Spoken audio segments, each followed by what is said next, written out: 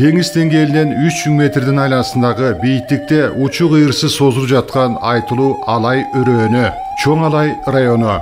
Өрөөндүн башынан аягына чейин тепчи өтүп созулуп аккан кызыл суусу аты айтып тургандай өзгөчө ташып кирген мезгилде кызгылтым тартып, буркан шаркан түшүп этекке карай ашыгат да, андан ары Тажикстандын мунарыктап жаткан аймагына бой таштап өтүп кете берет.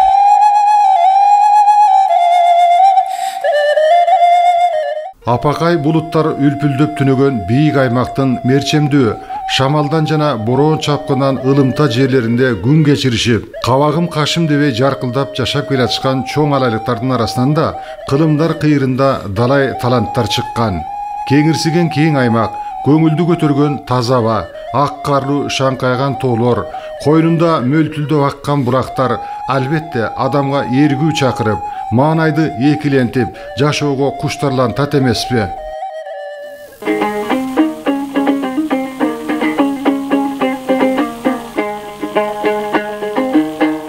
Чоң Алай менин мекеним, сен үчүн дегдер бекеним. Bir dakika жазган катыңга билбеймин кандай экенин. Чоң Алайдын да борбор барап оттун коргону. Өтамга сени дегенде де жүрөгүм дегдеп койбоду.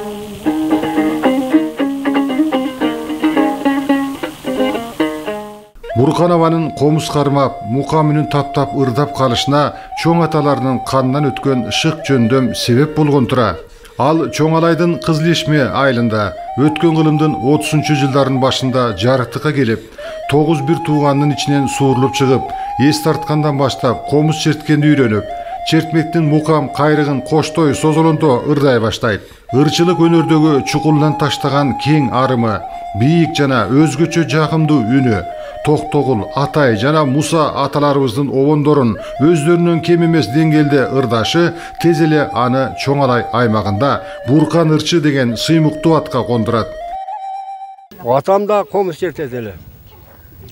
Шонон кичинебизде биз атам комузун алып чертип үйрөнгөнбүз. Мен дагы үйрөндүм, Буркан дагы үйрөндү, анан жүрүп, анан Буркан көп кызыгып кеткен, сен эми артист боло берем, мен кала берейин эми кой. Биз эле артист бололу деп, шуну менен Буркан артист болуп жүрдү.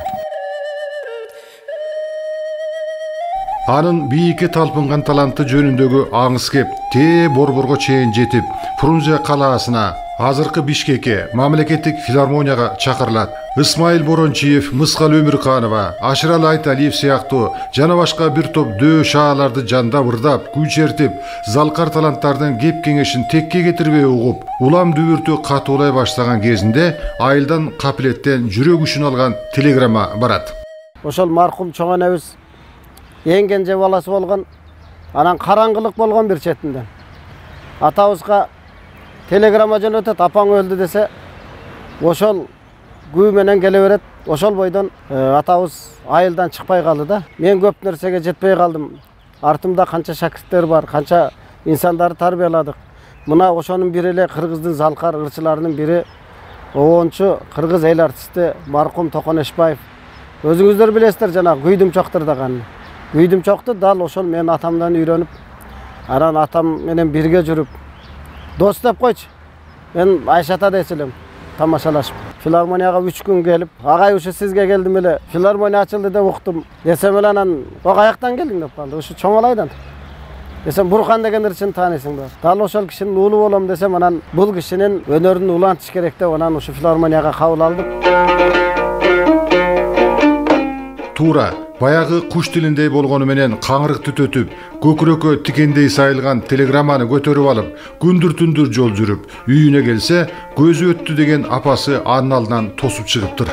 Атам замандан бери бир боорун алыска жиберишпеген уялаштары, алыстан ар кандай жүйөсүз сөздөрдү, үрөй учурган кептерди кулагы чалып, кенже уулу катары Буркан абабыздан кабатыр болушуп, анан жаныбызда аман эсен эле жүрсүнчү дешип, жалган телеграмма менен чакырышып алган турбайбы? Буркан абабыз ошондо же кубанарын билбей, же жалган телеграмма жолдогондорго капа болорун билбей саамга шалдайып олтуруп калган экен.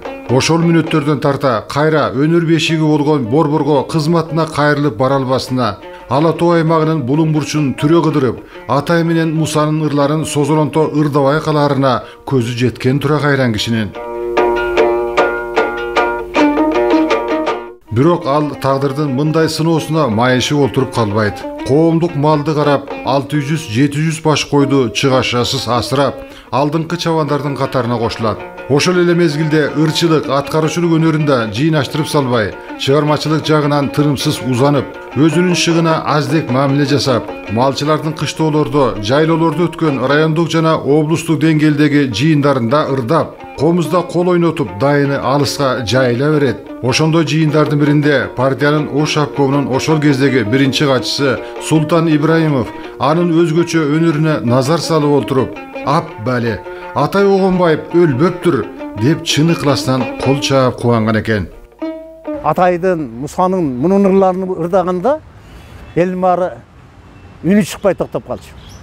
Ушунчалык күчтүү ырдаганын биз баарыбызга, бүтүндөй эл журтка, жаш каарга таасир берип жүрдү да. Анын ырлары күнү бүгүн дагы кулагыбызда угулуп турат. Биз өзүбүздүн балдарыбызга, неберелерибизге бул киши жөнүндө дайыма айтып жүрөбүз. Менде үйдө сүрөт илинип турат.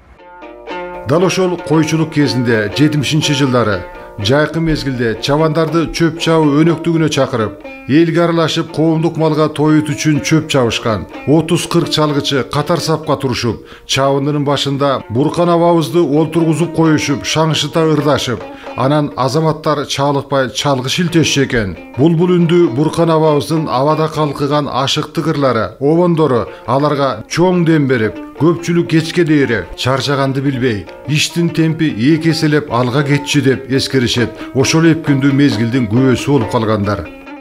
Малчылардын тоюнда, башка майрамдарда, анан шайлоолор болгон мезгилде ошондо буркансыз иш-чараларыбыз өтчү эмес.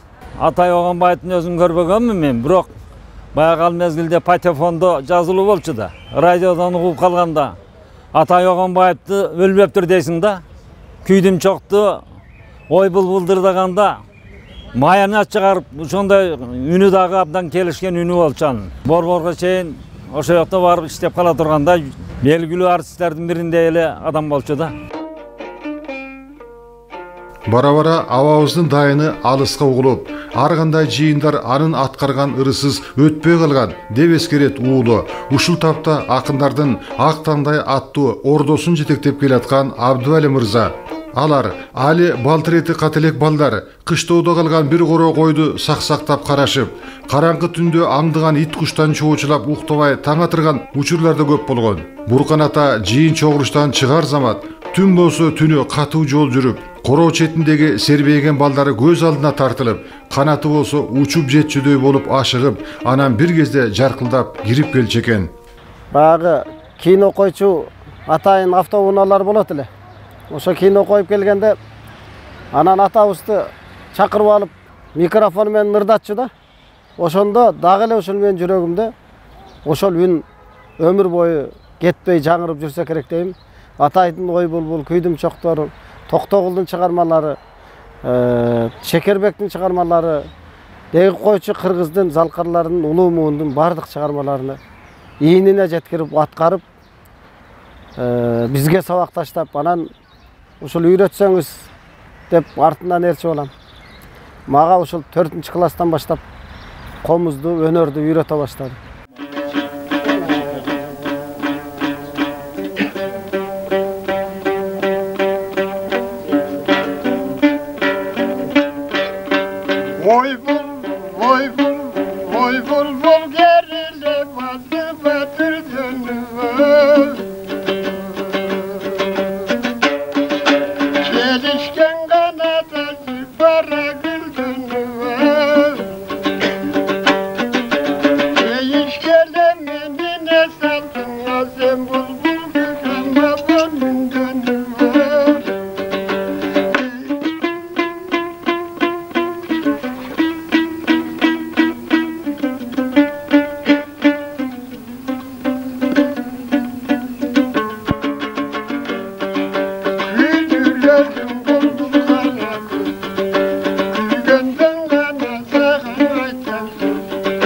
Aytamış attıktım görüm gözümde.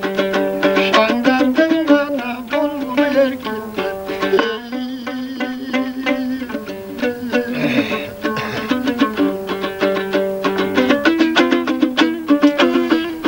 Kurulağana basıp gülgenim. Mum kattın bana yıkar gülgenim. Tümele munum gübe boşaldı.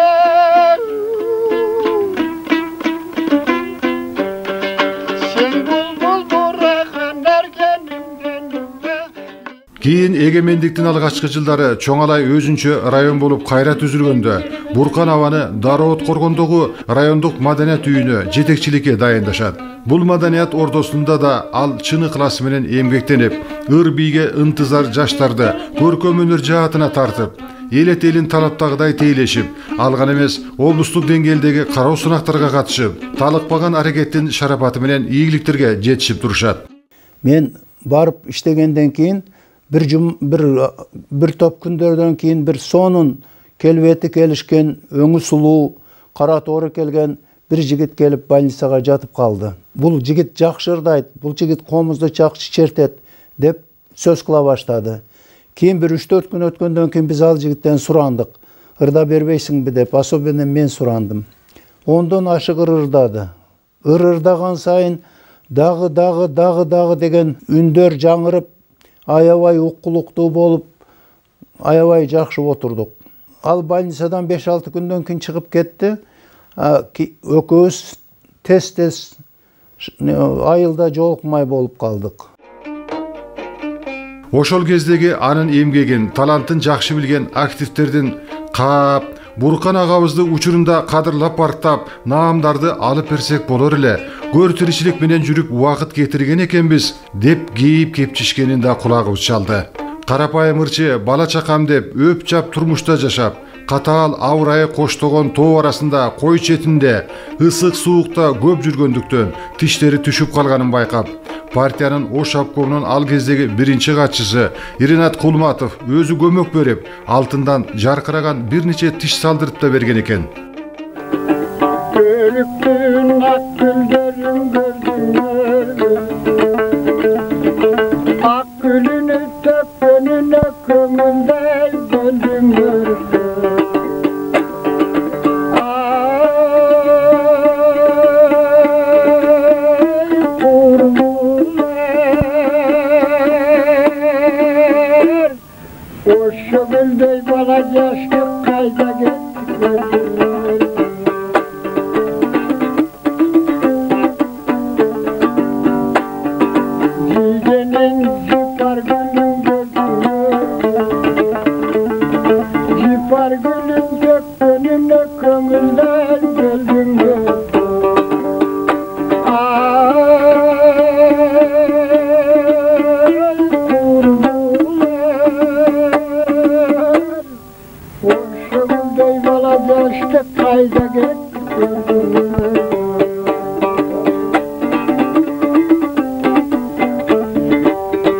Balalık kez kayda gitti gördüm öldüm. Ketkenine kömüldüm öldüm öldüm. Ay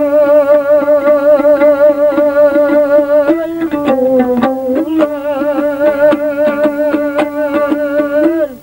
Aylasızdan karlıka köndüm öldüm. Aylasızdan karlıka köndüm öldüm.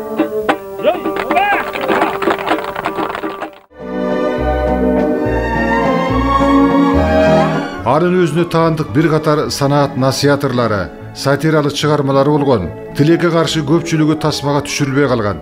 Токтогул атабыздын Намангандын чайканасында өзбек ырчысы Молдо Тойчу менен айтышканын Буркан аба абдан ийине жеткерип аткарган. Андан сырткары 3 кыл комузду замат деле өзбектин дүтарына ылайык келтирип, чертип ырдаганда өзбектер да баа беришкен, таң калышкан.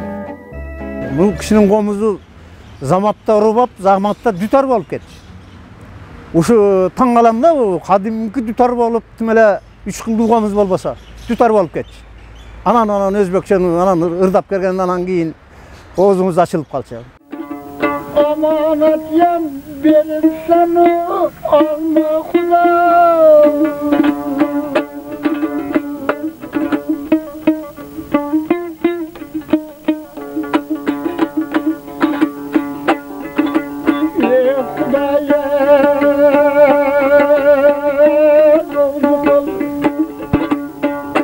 Koy verim sen 500'ünü kozu kıl. Koylar verip kozularım mağraşmasın. Yigit dönüp 5 kökülü yığlaşmasın. Önünde bir genedeydağı kemçildik joğulan. Sözlerin tağına aytıp tak ırdap oşo atkarıp bergenin oşo 9 gayrıkta alaydı işte bir günden. Oşonda dağına aykın bolgan. Bu adamga da mında adamlar bizde seyrek uçuraşat. Oşo çın elemen Burkan Bey'e tazım kılatılım. Tökmözlükte acayip var bolsun, jamakçılıkta acayip var bolsun. Halagандай bir komuşçulukta acayip. Yani önerdün başatı emes, ortası da emes. Çınığı dengeline jetken, oşa eline çıkan en aldınqı talantlı adamlardan bolgan. Turmuştun oğuş kıyışın köp көрген Burkan Akimбеков кароо сынактарда, чыгармачылык жолунда кээде жолуга калчу калыссыздыкка, акыйкатсыздыкка да кабылган учурлар болгон. Мындай учурда көңүлү кирдегени менен капалыгын сыртка чыгарбай, ай көлдүккө салып, кабагын жаркылдата басып кеткен. Айылдаштары, активдер, район облус жетекчилери ырчынын өнөрүн баалашып, алаканга салып турушканда да эч качан манчыркабай, карапайым сөйлөтүнөн жанган эмес.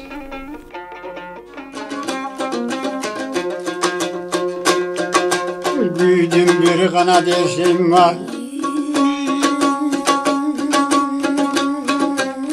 Büyüdüm çok ağır. Büyüdüm kanat eşim var.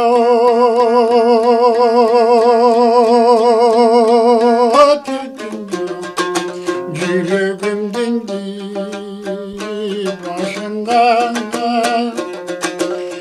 Büyüdüm ay yukarıda.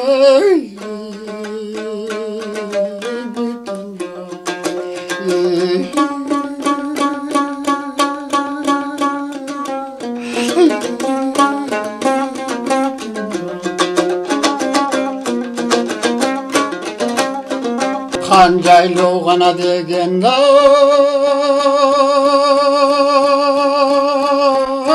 büyük bela.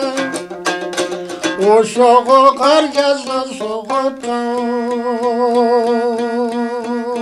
Mustafa hayrıma deli kara gözüm. Akıdım ay kadırdı bilsen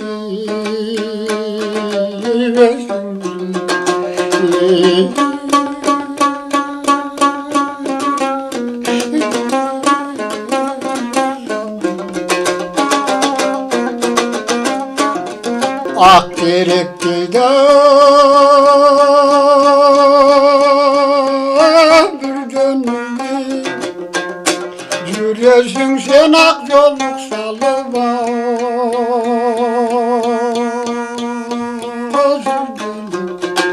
ayla çok eli sağa git alvaya amin yürüme yadaşkan taylak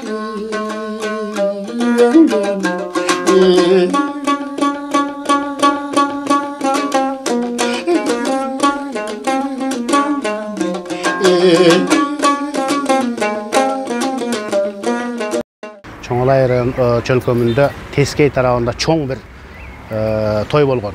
Oşol mezgildegi 16 kızdın komsomolduk toyu dep. Çoğun toy bolgon. Oşonda men bir 9-10 жаштагы bala bolsam керек эле, радиодон ага чейин канча ырларды уккан болсок дагы көзүм менен көргөн адам ушу болгон да. Ошондо күйдүм чокту, ой булбулду ырдап аткан мезгилде балакемин кай жерге ырдаса да ээрчип барып туруп, ошону кайталап ырдаганга аракет кылып, ошо кишинин оонуга салып ырдаганга аракет кыла берчүмүн да. Ушунтип эле ошонто күйдүм чокту, ой булбулду, анан өзүндө анча мынча ырлары болчу эле, ошолорду кайталап ырдап, ошонун таасири менен мендалин комуз алдыртканыма чейин болгон да.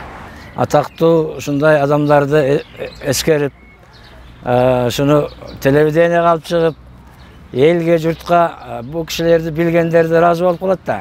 Al kişinin ırların görüp kalmız. Bayağı sayızlı mezgilinde malçılardan silötü, malçılardan 6 aylığı degen çoğuluşlar oladır edi. Oşon mezgillerde oşul çıkıp al kişilerden sonun ırda şurada oğup kalganbız.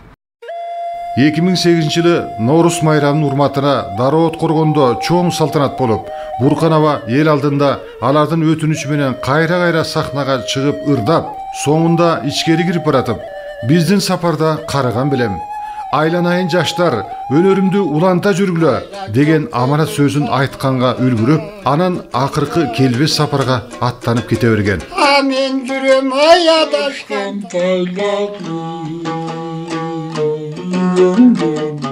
Atamdın ошол ырлардырдаганда мен анда анчалык чоң деңгээлге жеткирип аткара албайм. Аны билем, атабыз деле билчи.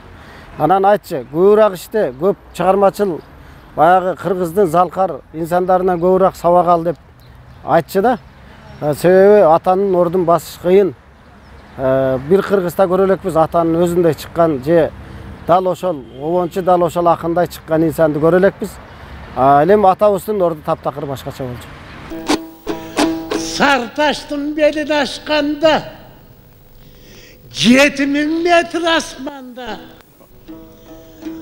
Anan çoğaday yeri doy görünöt, enkeyip baracatqanda. Oydoysun budan özün dücülemün büde basmanda. Ülgürü çedek donal geçte, çoğadaydın da yerine, çoğadaydın eline, çirkin sadamımız taytkanğa.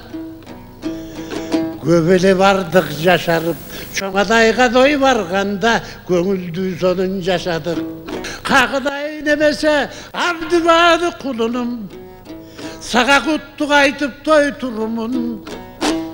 Karasan uşulday zaldaldın, karaçı sonunday şandaldın. Kakıdayın kulunum kadım gidey doşandangın. Abdüvali siyaktu, bağrın tadantu olgun yaşlarım.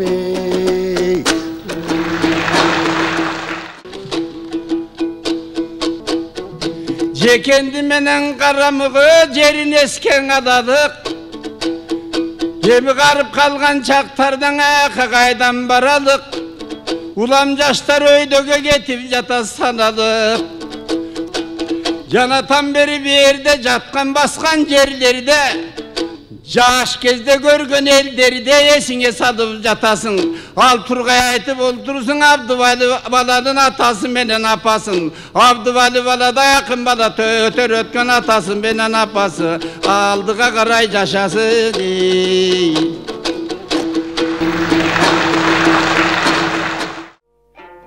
Mından arı Burkan Ababızdın ekinci ömürü 3 tarapты öňütde jaşay bermekçi.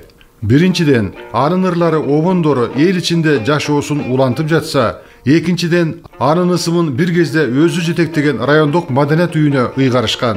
Üçüncüden bolsa, özü sayapker bolgon, men jetpegen biyitike sen jetkin dep ata milletini takkan oğlu Abdüvali, anın jolun ulap, el aldında ır nöşörün tögü bırdap, ulam dayını kengeyip keletat.